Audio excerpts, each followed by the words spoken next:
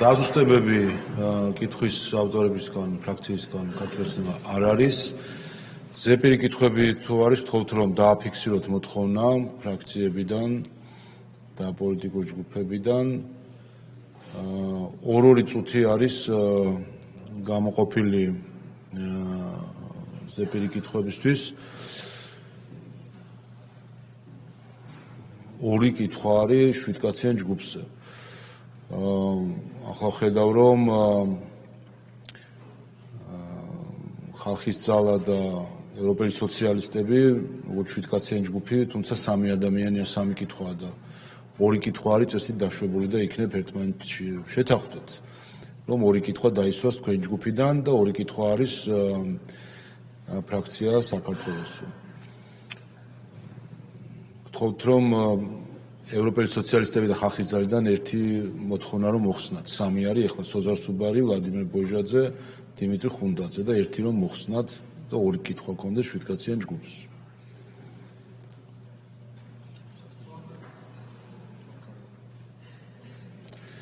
კარგით, გვაქვს ესე იგი 4 კითხვა. სოზარ სუბარი, ვლადიმერ ბოჟაძე, მაგრამ სხვანაირად ხსნათ. სოზარ სუბარი. და შემდეგ ან ევროპელ სოციალისტებს არ მოგცემთ, ან ხალხს. კი ბატონო. მაშინ სოზარ სუბარი გააუქმეთ და ჩავთოთ ვლადიმერ ბოჟაძე, შემდეგ დიმიტრი ხურდაძე. კი ბატონო.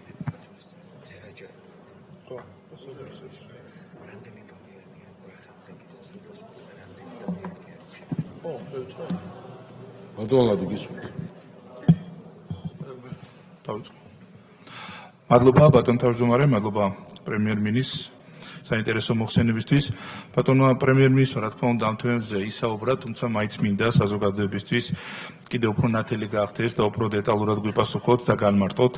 ზოგადად ბინის ყიდვა უცხოელის მხრიდან იწევს თუ არა ქვეყანაში გამარტივებული წესით მოქალაქეობის მიღებას, გამარტივებული წესით როგორც თქვენ ბრძანეთ პროცედურის დაწყებას ბინადრობასთან მიმართებაში და მთავარი რაც თქვენ უკვე ბრძანეთ რომ 60,000 ბინა არის უცხოელებზე გაყიდული ძირითადად დედაქალაქში, ბათუმში, ქობულეთში გაზარდა თუ არა ამან მიგრაცია, ანუ იმ ადამიანებმა ვინც 100,000-ზე მეტი ღირებულების ბინები შეიძინეს რამდენმა მათგანმა მიიღო გამარტივებული წესით ბინადრობის მოწობა, რომელზედაც თქვენ საუბრობდით. ზოგადად ფიქრობთ თუ არა გამკაცრების თვალსაზრისით გაიზარდოს $100,000-ზე სხვარი, რომელიც თქვენ უკვე ახსენეთ, ყველამ კარგად იცის, რომ ჩვენ პირიქით გავამკაცრეთ საიმიგრაციო პოლიტიკა, მათ შორის მარტიდან კიდევ უფრო გამკაცრდება როგორც სამუშაო ბინადრობის მოწობის აღება, ასევე სასწავლო ბინადრობის მოწმობის აღება. აი რამოდენიმე კითხვაში ერთიანად რო გავცეთ პასუხი და ყველაზე მთავარი აღნიშნულ ტერიტორიებზე იგეგმება თუ არა საჯარო სკოლების, ბაღების ან სხვა საჯარო სამსახურების სერვისების განთავსება როგორც გონიოში, ასევე წანიში. მადლობა. მადლობთ დიმიტრი ხუნდაძე. დიდი მადლობა ბატონ პრემიერო, თქვენი მხრიდან იმდენად დაუმწურავი იყო ინფორმაცია, რომ კითხვები სწორედ ამიტომ ნაკლები გაშთა. ჩემ კითხვასთან დაკავშირებითაც თქვენ აუმწურავად გაეცით პასუხი, მაგრამ რადგან საზოგადოებაში მაინც დემოგრაფიულ საკითხებთან დაკავშირებით მუსირებს ძირითადად რადიკალური ოპოზიციის მხრიდან სპეკულაციები და აყენებს საკითხს, თითქოს ეს დემოგრაფიულ ვითარებას ქვეყანაში დაამძიმებს. ისე მათთვის მინდა ვთქვა, რომ ეროვნული ცნობიერების დაქვეითება და ოჯახური ფასეულობების დაზიანება ყველაზე მეტად ამძაფრებს ნებისმიერ მოსახლეობას და ნებისმიერ ქვეყანაში დემოგრაფიულ პრობლემებს და LGBT პროპაგანდა არ არის საუკეთესო გამოსავალი დემოგრაფიულ პრობლემების აღმოსაფრთხებლად, მაგრამ მაინც აქ მინდა რომ კიდევ ერთხელ განმარტოთ, რა თუნდაც თეორიული უარყოფითი ეფექტი შეიძლება იქონიოს დემოგრაფიულ ვითარებაზე საქართველოში. დიდი მადლობა. მადლობთ გიორგი შარაშიძე. მადლობა მოგესალმებით.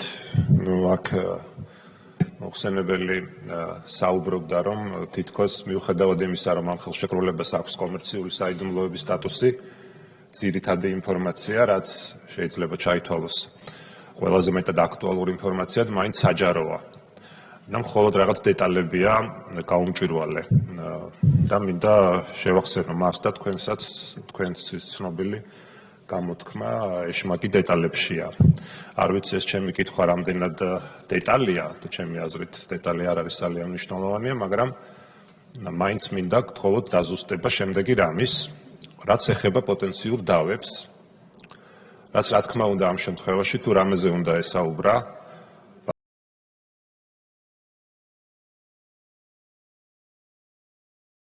ფინანსურ მათ შორის ინტერესებთან, რადგან ვიცით არაერთი საერთაშორისო არბიტრაჟში წაგებული საქმე და ამ არბიტრაჟის მიერ დაკისრებული მილიონობით დოლარი, გნებავთ ლარი, კიდევ უფრო მეტი ჩვენი და ჩვენი მომავალი თაობის გადასახდელია. ახლახან იყო 2026 წლის ბიუჯეტი და იქ თქვენს თავად გიწერიათ, რომ 4.8 მილიარდი ლარია პოტენციური დავების ოდენობა. ამიტომ კითხვა მდგომარეობს შემდეგში, რა სამართლებრივ იურისდიქციაში ექცევა ეს კომპანია, რომელიც სახელმწიფომ დააარსა Eagle Hills-თან ერთად და პროექტის განხორციელების პროცესში დავების წარმოშობის შემთხვევაში სად მოხდება ამ დავების გადაწყვეტა.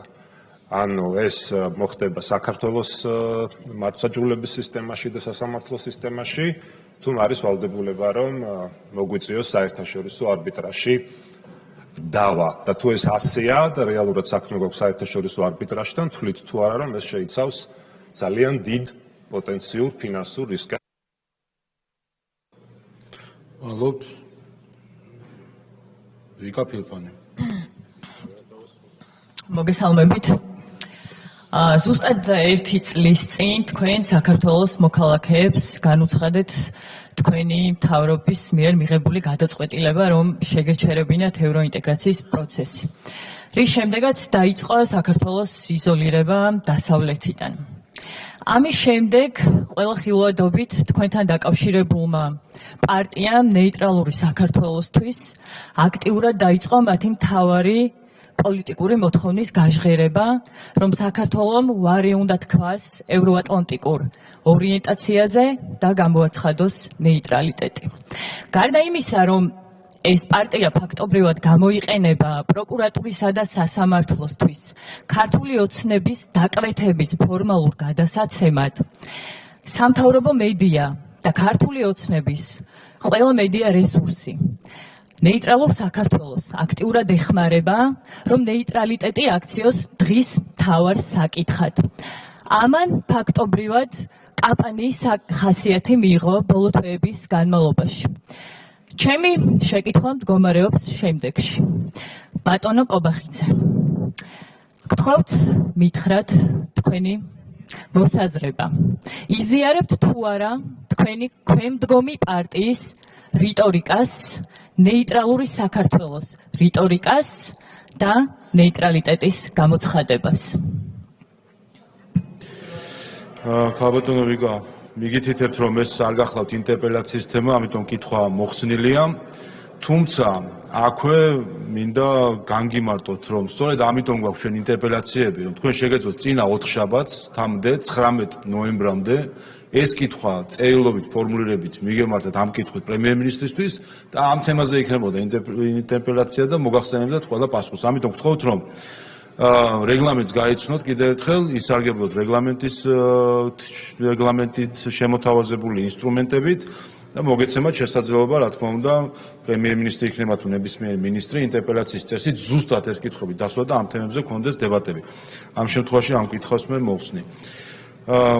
კარგი, კითხვები, ზეპირი კითხვები ამოიწურა. ერთ დაზუსტებას გავაკეთე, მე თავში განმარტება გავაკეთე, რომ ზეპირი კითხვების შემდეგ შეიძლება კითხვის დაზუსტება, ეს არ არის გათვალისწინებული რეგლამენტით, ამიტომ კითხვებზე გვექნება ახლა პასუხები, შესვენება ხომ არ გსურთ. პირდაპირ იქნება პასუხები და ამის შემდეგ გვექნება უკვე გამოსვლების შესაძლებლობა ფრაქციებისგან და პოლიტიკური ჯგუფების მხრიდან 5-წუთიანი რეგლამენტით.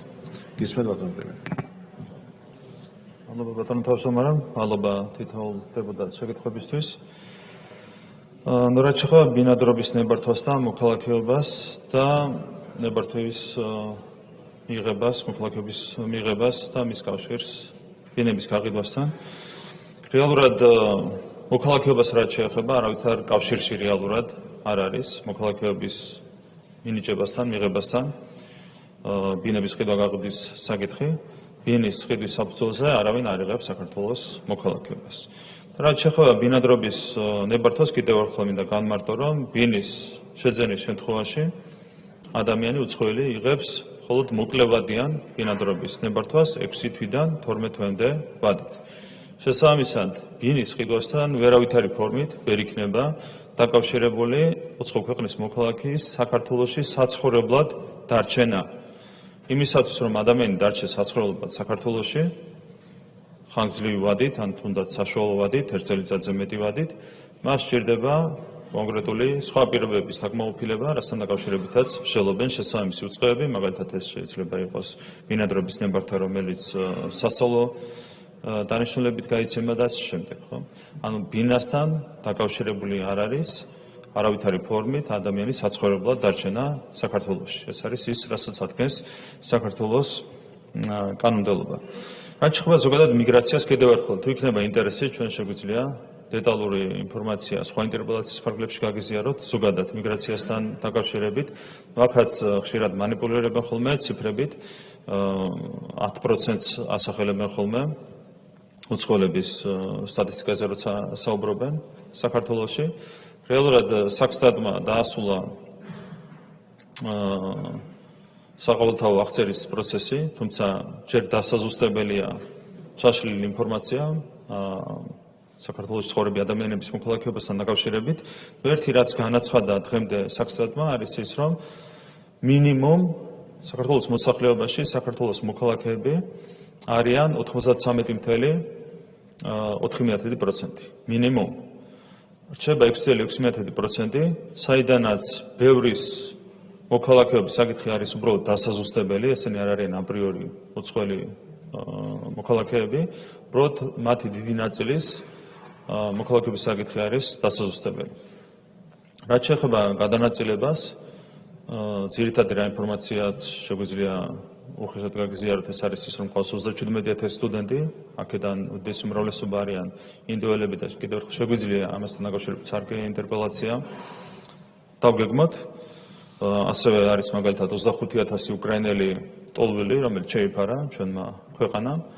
არიან ასევე სხვადასხვა ქვეყნიდან ადამიანები, რომლებიც საინფორმაციო ტექნოლოგიების სფეროში მუშაობენ, მათში აქვს მნიშვნელოვანი წვლილი ჩვენი ეკონომიკის განვითარებაში და მათი წვლილიც არის იმაში, რომ საქართველოში ეს სექტორი განსაკუთრებით სწრაფად ვითარდება და შეაქვს ამ სექტორის განსაკუთრებული წვლილი ჩვენი ეკონომიკის წინსვლაში და ამ კუთხით თქვენ იცით, რომ ერთადერთი სფეროა, სადაც ჩვენ გავამარტივეთ ბინადრობის ნებართვების გაცემა. ეს არის საინფორმაციო ტექნოლოგიების სფერო, რაც ძალიან მნიშვნელოვანია ეკონომიკის ამ სექტორის განვითარებისთვის და აქ ისიც უნდა აღინიშნოს, რომ ეს არის ისეთი სეგმენტი უცხოელი მოქალაქეების, რომლებსაც საქართველოს უსაფრთხოებისთვის არავითარი პრობლემები შექმნა არ შეუძლიათ და ეს ყველაფერი არის დასრულებული.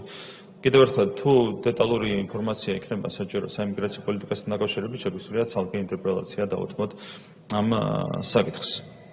ბატონო?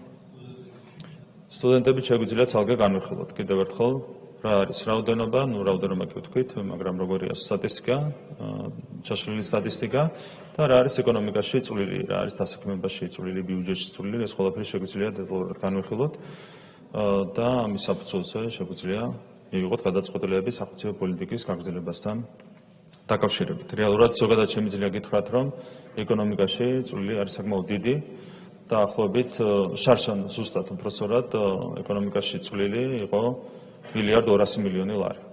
მარტო სამედიცინო სტუდენტების ნაწილში. ეს არ არის პატარა მაჩვენებელი, დანარჩენზე უფრო დეტალური ინფორმაცია შეგვიძლია გაგიზიაროთ. რაც შეეხება დავების განხილვის საკითხს, ბრიტანული სამართლის ქვეშ, რა თქმა უნდა, თვითონ პროექტი ხორციელდება ქართული კანონმდებლობის ქვეშ საქართველოში, ანუ შესაბამისი დეველოპერული პროექტი ხორციელდება საქართველოს კანონმდებლობის შესაბამისად.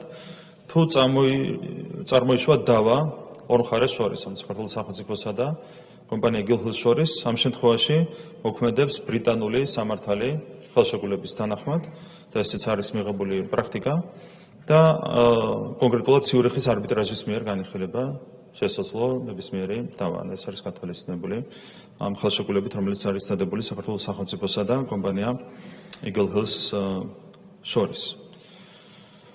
რაც შეეხება ევროინტეგრაციის საკითხს, ბატონო თავმჯდომარე, თქვენი ნებართვით, მაინც მოკლედ შევეხები ამ თემას, მიუხედავად იმისა, რომ გასცდა ინტერპელაციის ფარგლებს. მე მინდა შეგახსენოთ, რომ ჩვენ არ შეგვიჩერებია არავითარი ევროინტეგრაციის პროცესი. დოკუმენტურადაც დაადასტურა ევროკავშირმა, რომ 2024 წლის 27 ივნისს ევროკავშირმა შეაჩერა დიალოგი საქართველოსთან, რაც არ ქონდა არავითარი საფუძველი. ანუ დოკუმენტური ის, რაც არაერთხელ საჯაროდ განაცხადეს, ძირითადად ამაზე საუბრობდა ხოლმე ევროკავშირის ელჩი, ის უკვე წერილობით დოკუმენტურადაც დაადასტურეს.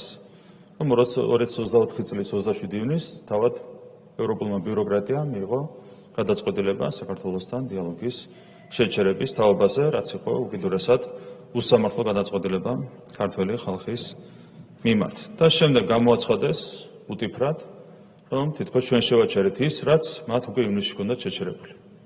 ხა მასშტაბის დემაგოგია, რა თქმა უნდა, არ ეკადრება ზოგადად ევროპულ ბიუროკრატიას, თუმცა ხედავთ, რომ დარღვეულია მათ შორის მორალური პრინციპებიც ევროპულ ბიუროკრატიაში, რაც ძალიან სამწუხაროა, ჩვენ დიდი იმედი გვაქვს, რომ ეს მიდგომები მომავალში შეიცვლება და შეიცვლება ზოგადად ევროპული ბიუროკრატიის მიდგომა ქართველი ხალხის მიმართ. რაც შეეხება საქართველოს საგარეო პოლიტიკურ ორიენტაციას, ის არის საქართველოს კონსტიტუციაში ასახული და მე მინდა შეგახსენოთ, რომ შესაბამისი ჩანაწერი საქართველოს კონსტიტუციას დაემატა სწორედ ჩვენი ხელისუფლების ძალისხმევით და ისიც მინდა შეგახსენოთ, რომ მაშინ ოპოზიციამ ამ ჩვენ ძალისხმევას ხარი არ დაუჭირა. ყველაფერი არის ნათელი, ყველაფერი წერია საქართველოს კონსტიტუციაში, როგორია ჩვენი ორიენტაცია, რა გვინდა საგარეო პოლიტიკური კუთხით ეს წერია საქართველოს კონსტიტუციაში. კიდევ ერთხელ თუ მიდგომები შეიცვლება ევროპული ბიუროკრატიის მხრიდან, თუ გლობალური პოლიტიკური კონტექსტი შეიცვლება, ამ შემთხვევაში შესაძლებელი გახდება ყველა დასახული მიზნის მიღწევა, თუმცა დღეს ხედავთ, რომ გლობალური კონტექსტი არ არის ამ მიზნების შესრულებისკენ მომართული. როგორც ერთი, ისე მეორე მიმართულებით.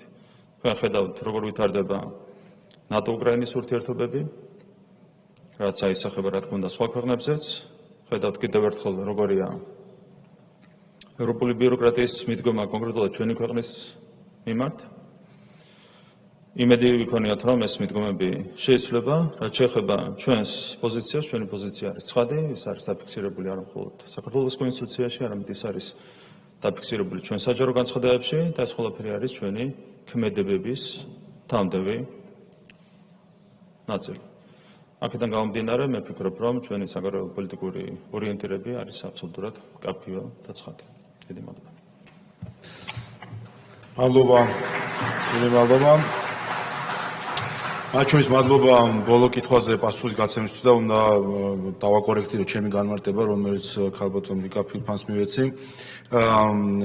რეგლამენტს ვინაიდან ასე ვთქვათ ინტერპელაციის ახალ წესს ახლა პრაქტიკაში ვამკვიდრებთ 159 მუხლის 13 პუნქტი ინტერპელაციის ზეპირ კითხვებს ეხება და რეგლამენტის მიხედვით ეს ზეპირი კითხვა შეიძლება არ იყოს დაკავშირებული წერილობით შეკითხვის თემატიკასთან. ერთ-ერთი წინაპირობა არის, რომ უფლებამოსილების ადრესატის უფლებამოსილების საკითხი იყოს მიკუთვნებული.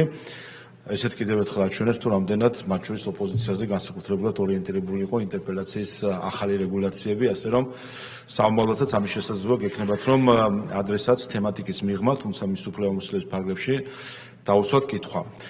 ახლა გადავდივართ უკვე გამოსვლებზე, გთხოვთ რომ ანიშნოთ ასე ვთქვათ მოთხოვნით ვის სურს გამოსვლა 5-წუთიანი რეგლამენტი არის პოლიტიკური ჯგუფებისთვის და ასევე ფრაქციისთვის ვიწყებთ უმცირეს პოლიტიკური ჯგუფიდან და მივდივართ ბოლოს ფრაქციებით ევროპელ სოციალისტებს თუ სურთ გამოსვლა ვლადიმერ ბოჟაძე. კი ბატონო, ტრიბუნიდან 5-წუთიანი რეგლამენტი. შემდეგ ხალხის ძალაც თუ გამოვა ბარემ ანიშნოთ, კი ბატონო, ფრაქცია საქართველოსთვის თუ ისარგებლეთ შემდეგ გამოსვლის შესაძლებლობით, ფრაქცია საქართველოსთვის თქვენს გამოხვალთ, კი ბატონო და ქართული ოცნებაც სავარაუდოდ. კარგით. 5-წუთიანი რეგლამენტი.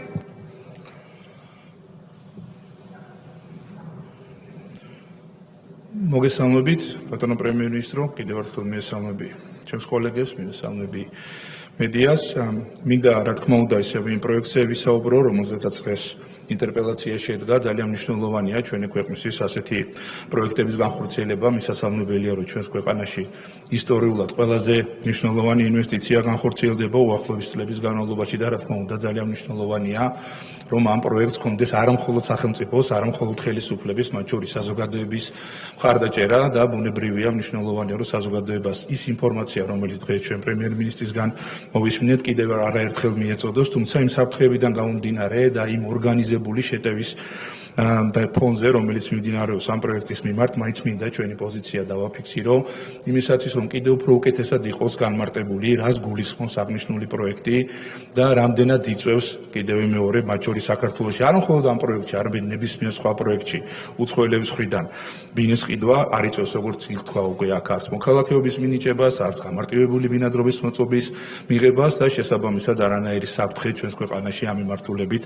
უბრალოდ არ არსებობს, მით უმეტეს თუ გავითვალისწინებთ იმ დემოგრაფიულ სურათს, რომელიც ჩვენს გვაქვს და აქაც რა თქმა უნდა მინდა პრემიერ-მინისტრს ჩვენს კოლეგებს ვთხოვო, რომ დემოგრაფიულ პრობლემებზე ჩვენ ძალიან ბევრი რამ გვაქვს სამუშაო, ძალიან მძიმეა ის სტატისტიკა, რომელიც გვაქვს და თუ ჩვენ ხვალვე არ დავიწყეთ რეალურად როგორც მთავრობამ, პარლამენტმა ამ თემებზე მუშაობა შესაძლებელია სურათი კიდევ უფრო მძიმე იყოს, თუმცა აქვე მინდა ბატონ პრემიერს ვთხოვო, რამდენად არის გონივრული ის, რაც მე ჩვენს კითხვაშიც დავსვი, გავზარდოთ ზედაზღვარი, გულისხმობ $100,000 ზღვარი უცხოელებისთვის იმისათვის, რომ თუნდაც გამარტივებული წესით ჰქონდეთ საშუალება და უფლება ჩვენს ქვეყანაში მიიღონ ბინადრობის მოწმობა და ასევე ძალიან მნიშვნელოვანი და ალბათ ეს უკვე თხოვნა იქნება მათ შორის საკრებულოებთან მიმართებაში, არა მხოლოდ მთავრობასთან და ამ პროცესში ჩვენ მზათა ვართ ჩავერთოთ საპარლამენტო წარმომადგენლობა, რომ გენერალური განაშენიანების გეგმის დროს, რეგულირების გეგმის დროს გათვალისწინებული იყოს როგორც გონიოში, ასევე კრწანიში საჯარო დაწესებულებების გულისხმობ საჯარო სკოლას, გულისხმობ საჯარო ბაღს ან სხვა საჯარო სერვისებს, ეს არ ვიცი სახელმწიფო აშენებს, ინვესტორის ვალდებულებაში გაჩნდება დამატებითი მოთხოვნები, თუმცა იმ მოლოდინებიდან გამომდინარე, რომელიც პირველ რიგში თავად ინვესტორს აქვს, რომ დაახლოებით 40% საქართველოს მოქალაქეები შეიძენენ ბინებისას და რაც ყველაზე მთავარი ის მოლოდინები, რომელიც თავად პრემიერმა ახსენა, რომ შესაძლებელი ეს იყოს არა 40, არამედ 80% და ბინების 80% ჩვენმა მოქალაქეებმა შეიძინოს, ისევე როგორც კომერციული ფარტები, ქართული ბიზნესი ჩაერთოს ამ პროცესებში შემდგომ უკვე ექსპლუატაციის დროს მნიშვნელოვანია, რომ ორივეგან გათვალისწინებული იყოს, როგორც საჯარო სკოლები და ბაღები, რომ ხელმისაწვდომი იყოს ჩვენი მოქალაქეებისთვის, ასევე სხვა საჯარო სივრცეები.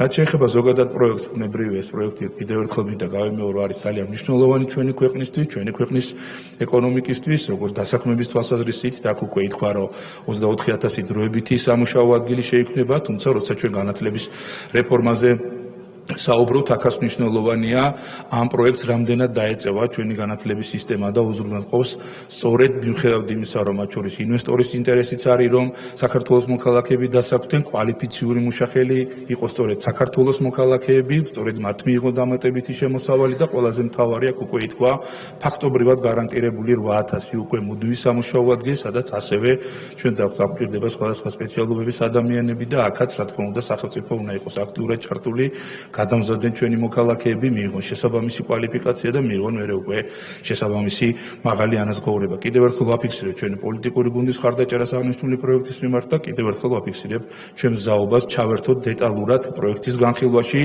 უკვე საკრებულოებთან ერთად და საზოგადოებასთან განხილვებში მას შორის მიიღოთ აქტიური მონაწილეობა. მადლობა და წარმატებებით ჩვენს ქვეყანას. მადლობთ პოლიტიკური ჯგუფ ხალხის ძალის სახელით ეკა სეფაშვილი 5 წუთი ტრიბუნიდან.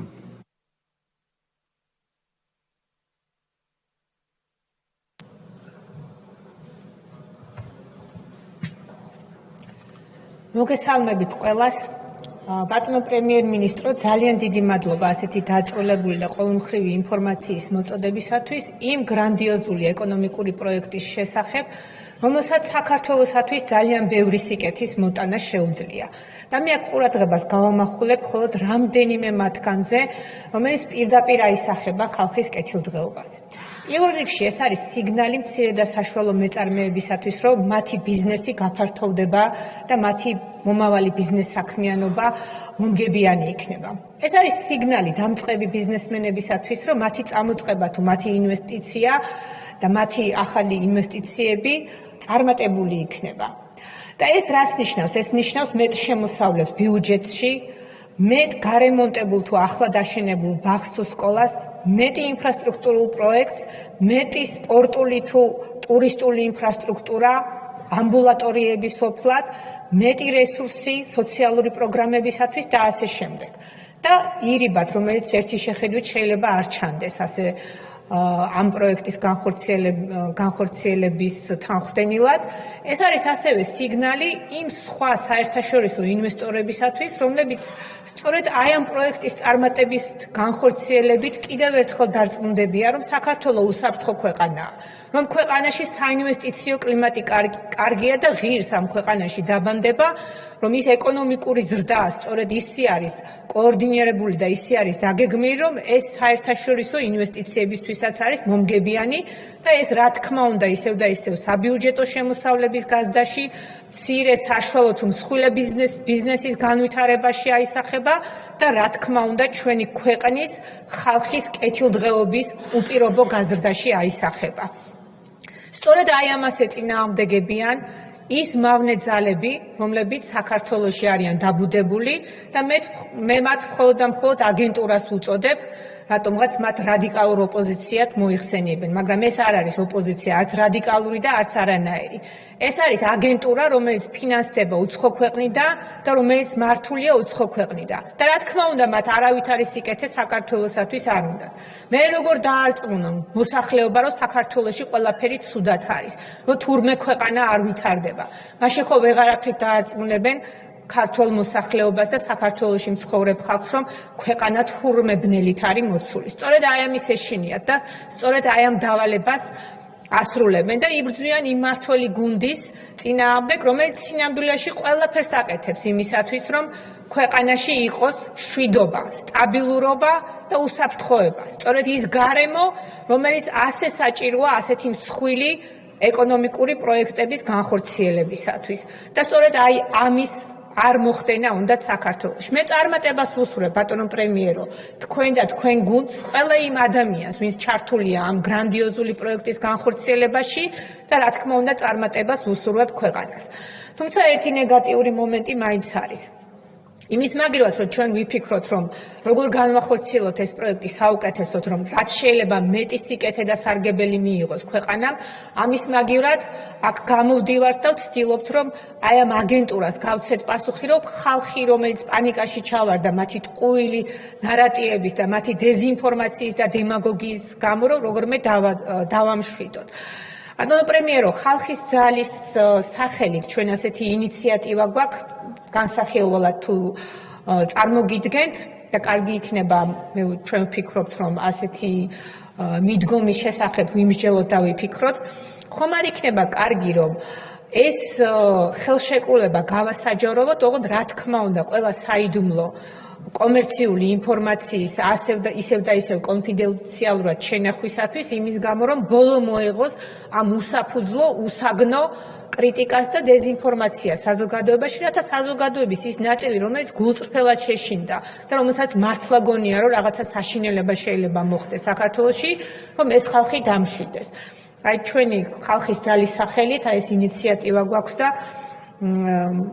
გთხოვთ, რომ ამ ინიციატივის განხილვაზე ვიფიქროთ. მადლობთ და ყველას წარმატებას ვუსურვებ ჩვენს ქვეყანას, ჩვენს მთავრობას, ჩვენს მმართველ გუნდს და ჭეშმარიტ კონსტრუქციულ ოპოზიციას ქვეყნის საერთო საქმის კეთებისათვის. მადლობთ. მადლობთ. ფრაქცია საქართველოსთვის სახელით გიორგი შარაშიძე 5 წუთი ტრიბუნიდან.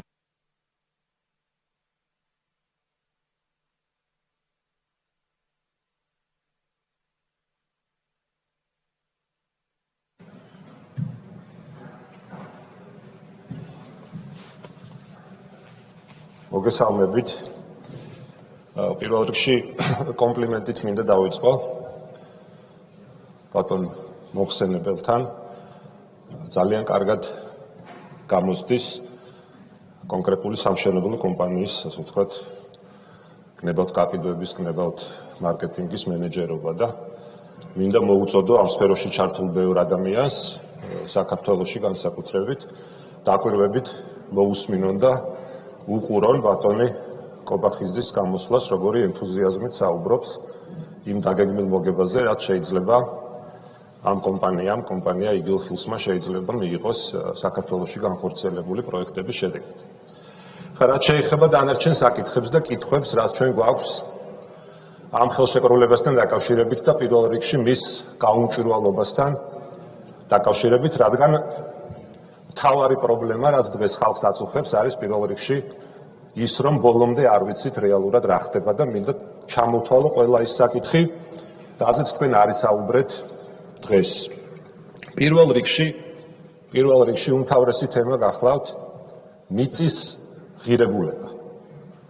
თქვენ არ საუბრობთ კაპიტალში შეტანილი ქართული მიწის ღირებულებაზე. არ ამბობთ იმას, საერთოდ შეაფასა თუ არა ვინმემ ეს მიწა ქართულმა ავტორიტეტულმა, გნებავთ მით უფრო საერთაშორისო ავტორიტეტულმა აუდიტორულმა კომპანიამ, თუ ეს არ მოხდა, ესეც გითხარით, რატომ არ მოხდა? იმიტომ რომ ამ შემთხვევაში სრულიად გაუგებარია, საიდან მოვიდა 33.3% ამ ერთობლივ კომპანიაში და არა მაგალითად 32 ან გნებავთ 34. იმიტომ რომ მოგეხსენებათ, აქციონერთა შორის აქციების, ანუ წილების გადანაწილება ხდება იმ შეტანილი კაპიტალის პროპორციულად, რომელსაც აქციონერები ახდენენ ან ფულადი სახით, ან უძრავი ქონებისა და სხვა აქტივების სახით.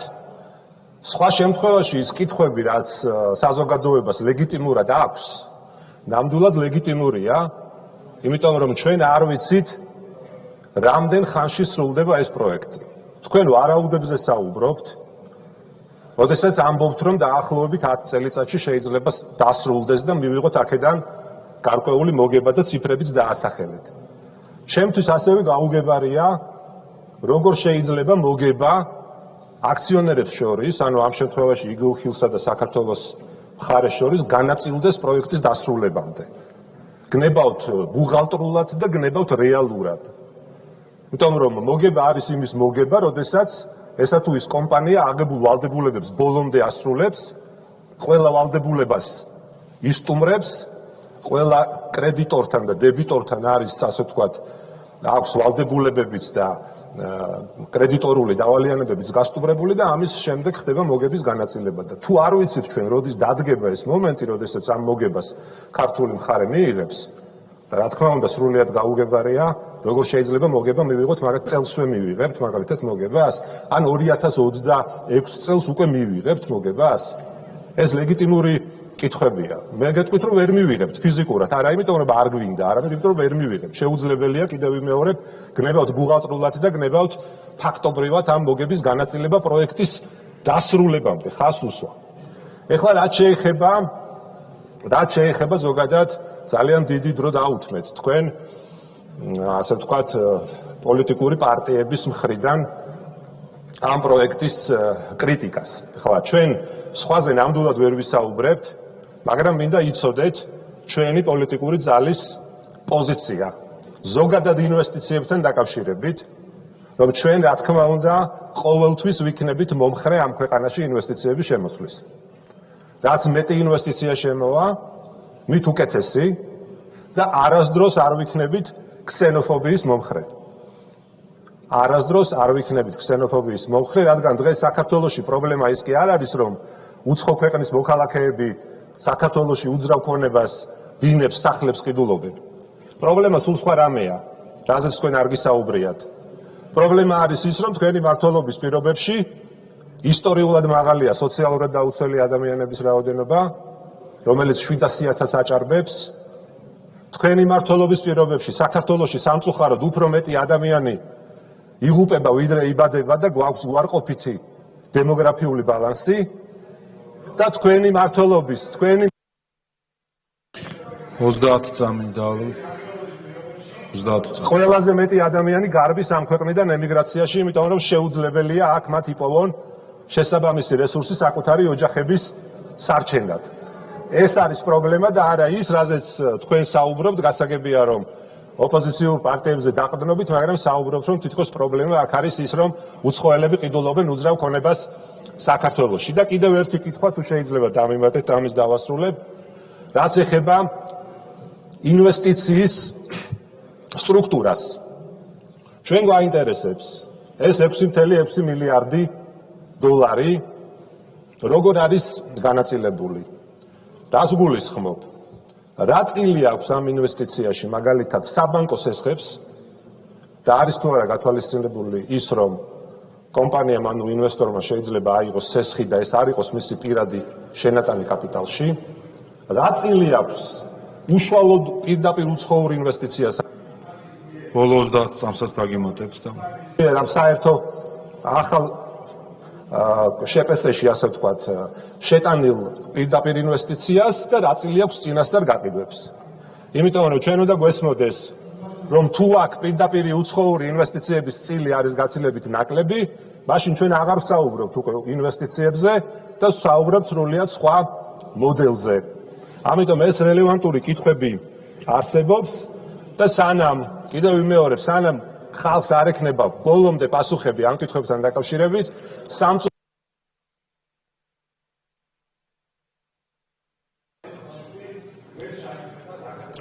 მადლობა.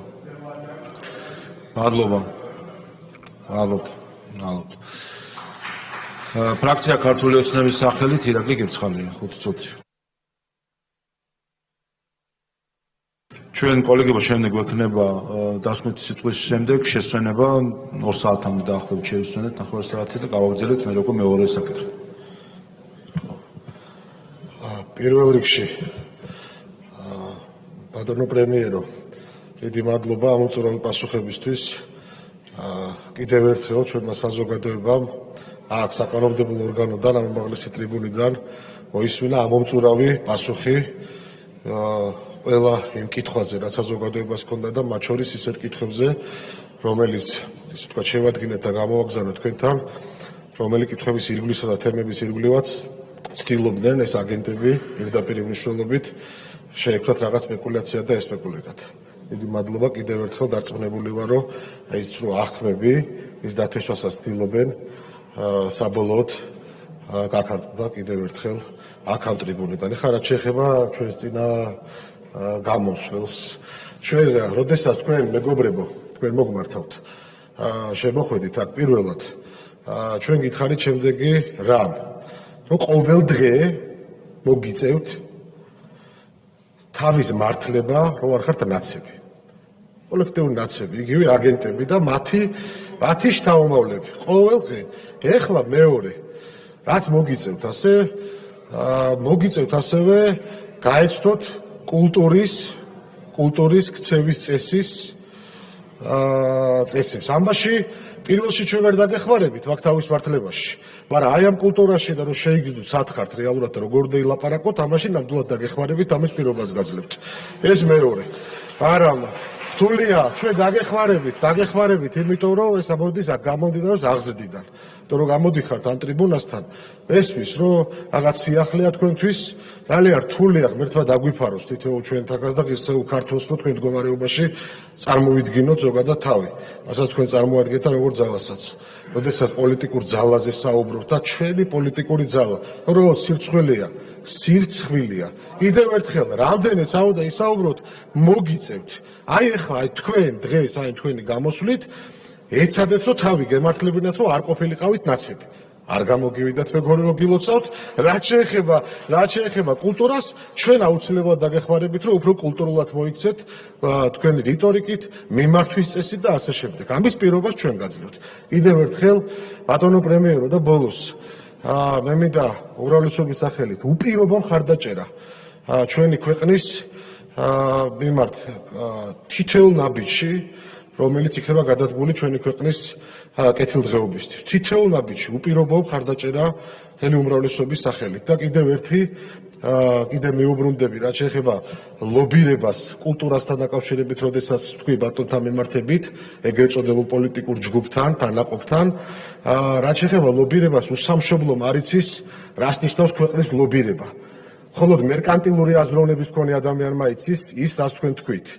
და როდესაც ესე საუბრობთ და ესე შეურაცხყოფელად საუბრობთ, ხო, ამაზე გაგეცით პასუხი. ერთი იცოდეთ და ამასაც ვერ გასწავლით ჩვენ, რომ ლობირება არის ქვეყნის და სამშობლოსი. ეს არის ყველაზე მთავარი რამ, ამას დანახვა უნდა, ამას შეგრძნება უნდა და ამას უნდა ცოდნა თუ რა არის სამშობლო. დიდი მადლობა. მადლობთ. პრემიერს თუ სურს დასმეთ სიტყვა გთხოვთ.